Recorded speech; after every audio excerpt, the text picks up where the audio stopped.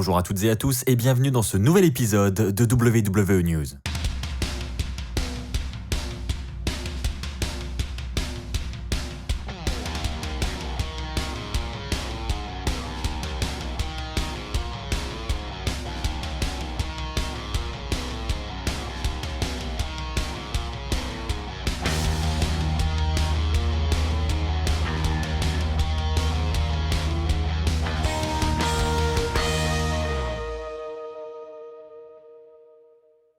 J'espère que vous allez tous très bien. En ce mercredi 9 septembre 2020, on se retrouve pour un nouvel épisode de WWE News. Je vais revenir avec vous sur les 4 news les plus importantes de la semaine. Et j'ai une information qui va très certainement en intéresser beaucoup d'entre vous. Elle va concerner WWE Paris.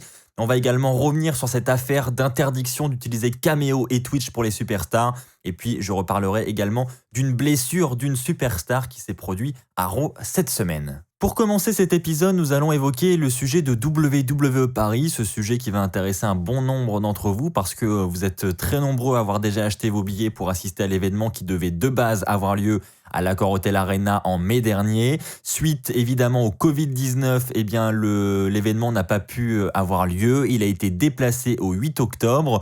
Eh bien sachez que suite aux décisions gouvernementales qui interdisent les rassemblements de plus de 5000 personnes jusqu'à fin octobre, évidemment, le show de Paris est concerné par cela et donc il a été décidé de reporter le show une seconde fois et cette fois-ci, il est reporté à 2021, au dimanche 2 mai 2021.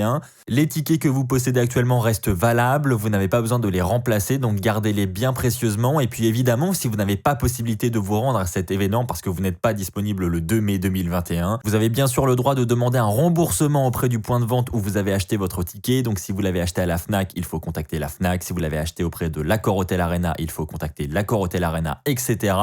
En ce qui concerne le roster qui sera présent, à l'heure actuelle, il est toujours prévu que ce soit le roster de SmackDown pour ceux qui me posent la question. Mais il faut savoir que évidemment le show a lieu dans plus de 8 mois, donc les choses peuvent vraiment évoluer d'ici là et puis on peut évidemment avoir un changement de roster en dernière minute, enfin du moins dans les mois qui arrivent. La WWE peut totalement repenser sa tournée et donc inverser les rosters et on pourrait au final se retrouver avec Raw. Donc je pense qu'il ne faut pas trop se fier à ces infos-là pour l'instant, c'est encore très très loin. Je pense que tout se bouscule un petit peu en ce moment à la WWE. Je pense que là, les premiers live events qui devaient avoir lieu en fin d'année vont être reportés à l'année prochaine. Donc on va peut-être en savoir un petit peu plus dans les semaines qui arrivent. Mais pour le moment, je pense qu'il ne faut pas trop rester fixé sur le roster de SmackDown. Alors je sais qu'il y en a beaucoup qui râlent après ce nouveau report parce que nous sommes évidemment tous impatients de voir ce show de la WWE à Paris. Il faut savoir que ce n'est évidemment pas la faute du promoteur, ce n'est pas la faute de la WWE. Les superstars à l'heure actuelle ne peuvent même pas venir en Europe, donc pour l'instant c'est tout simplement impossible. Et puis avec cette épidémie qui continue de grandir de jour en jour, c'est pas très prudent d'organiser un show avec autant de personnes dans quelques jours maintenant. Donc il faut essayer de comprendre que ce n'est évidemment pas la faute de la fédération, pas la faute du promoteur. C'est vraiment cette crise qui nous amène à ce nouveau report et on peut malheureusement pas faire autrement. Donc il va falloir prendre vraiment son mal en patience et on se retrouvera tous l'année prochaine au mois de mai. On l'espère en tout cas. Et là, ce sera en plus dans de meilleures conditions. Donc, on a tous à y gagner dans cette affaire. Allez, nous allons maintenant parler de Twitch et de Cameo. Vous le savez, la WWE, ou plus précisément Vince McMahon, avait demandé il y a quelques jours de cela aux superstars qui utilisaient ces deux services d'arrêter dans les 30 prochains jours parce que selon lui, ces différentes chaînes Twitch et ces différents comptes Cameo nuisent à la notoriété de la WWE et à l'image de la WWE. Donc Vince avait tout simplement demandé aux superstars d'arrêter ses activités dans les 30 prochains jours. Eh bien, la situation a un petit peu évolué. Alors je ne sais pas si c'est à cause de cette polémique, parce que c'est vrai que les fans ont un petit peu montré leur mécontentement envers la WWE et envers Vince McMahon pour cette décision. Les superstars, elles aussi, c'est des sources proches de la WWE qui nous l'affirment, étaient vraiment, elle aussi, contre cette décision. Donc, c'était vraiment pas une décision qui a été bien reçue, aussi bien de la part des fans que des superstars. Donc, ça a évolué. Alors, est-ce que c'est à cause de ça? On ne sait pas. Mais il est dit que maintenant, la WWE serait prête à laisser les superstars utiliser leur propre nom, donc leur vrai nom, vrai prénom, pour ces chaînes Twitch, mais en aucun cas elles doivent utiliser leur nom de superstar. Cependant, les superstars devront quand même informer la WWE de ces activités et il faudra qu'elles obtiennent l'accord de la WWE pour pouvoir réaliser ces activités en dehors de la fédération. Je tiens également à préciser que certaines superstars ont montré leur mécontentement auprès de l'entreprise et ont même demandé à être indemnisés de cette clôture de leur compte parce que effectivement, s'ils ferment leur compte Cameo, s'ils ferment leur compte Twitch, c'est vraiment de gros revenus en moins pour les superstars. Donc, elles veulent tout simplement être indemnisées. Ok, on ferme notre chaîne, mais alors la WWE nous indemnise pour ce qu'on ne peut plus produire parce que, voilà, on aura des revenus en moins. Donc, à voir si cela aussi va être accordé par la WWE. Bon, j'ai pas plus d'infos que ça pour le moment, mais la situation semble quand même évoluer positivement.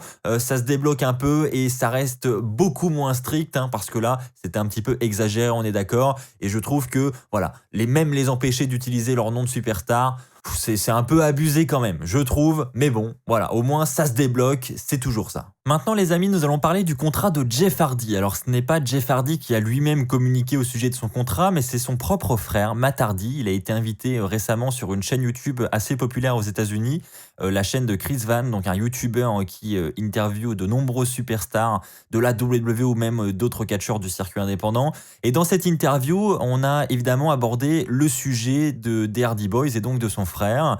Et à ce sujet, Matt Hardy a expliqué comment fonctionnaient les contrats à la WWE. Donc il explique qu'il a signé exactement le même contrat que son frère au moment de son retour à WrestleMania 33. Donc son contrat avait une durée précise. Et donc maintenant, il explique pourquoi lui, il a quitté la WWE à l'expiration de son contrat et pourquoi son frère est aujourd'hui encore sous contrat avec le même contrat. C'est en fait parce que à partir du moment où vous vous blessez à la WWE, votre contrat se met tout simplement en pause et reprendra au moment où vous effectuerez votre retour. C'est-à-dire que si vous êtes blessé, eh bien vous devrez récupérer votre temps d'arrêt après l'expiration de votre contrat. Donc ce qui veut dire que par exemple, le contrat de Matt Hardy et de Jeff Hardy a expiré en mars 2020. Donc si Jeff Hardy ne se serait pas blessé, il aurait pu partir lui aussi en mars 2020. Mais vu qu'il s'est blessé et qu'il a été absent pour une durée d'environ 1 an et 8 mois, il va devoir, après mars 2020, catcher encore pendant 1 an et 8 mois avant de pouvoir partir. Donc j'espère que c'est un peu plus clair pour vous. Ce qui veut dire que Jeff Hardy est dans l'obligation de rester à la WWE jusqu'au moins en novembre 2021 pour le moment. Alors évidemment, si Jeff Hardy commet une faute grave ou quelque chose, il peut être licencié par la WWE. Mais en tout cas, Jeff Hardy ne pourra pas rejoindre son frère à la AEW par exemple, tant que cette durée ne sera pas expirée, donc pas avant novembre 2021. De quoi rassurer les nombreux fans de la WWE qui veulent que Jeff Hardy reste dans cette fédération. Eh bien, nous allons continuer avec les blessures et nous allons terminer cet épisode là-dessus avec Ivar. Alors, pour ceux qui ont suivi ma review de Raw, vous êtes déjà au courant. Il semblerait que Ivar, durant son match à Raw cette semaine, se soit blessé parce que ça a été un petit peu remarqué sur les réseaux sociaux. Juste après avoir effectué son Viking Dive à l'extérieur, Ivar a tout de suite fait avec ses mains le signe X qui signifie dans le monde du catch qu'une blessure vient de se produire et on n'avait pas eu plus d'informations que cela depuis ce match. Eh bien la WWE a communiqué officiellement sur cette blessure, donc elle a effectivement confirmé que durant ce match à 8 par équipe, Ivar a subi une blessure au cervical, c'est officiel. Il a donc immédiatement, juste après le show, été transféré à l'hôpital le plus proche, à savoir l'hôpital d'Orlando.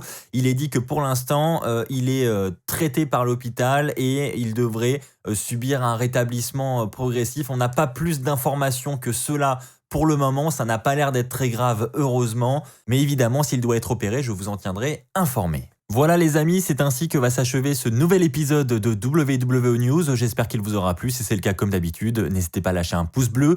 N'hésitez pas également à vous abonner. Vous êtes encore très nombreux à regarder la chaîne sans vous abonner, donc je compte sur vous. On se retrouve très très vite pour de nouvelles vidéos. D'ici là, portez-vous bien. Et puis comme d'habitude, n'oubliez pas, soyez toujours très très fiers d'être fan de catch. Allez, bye tout le monde.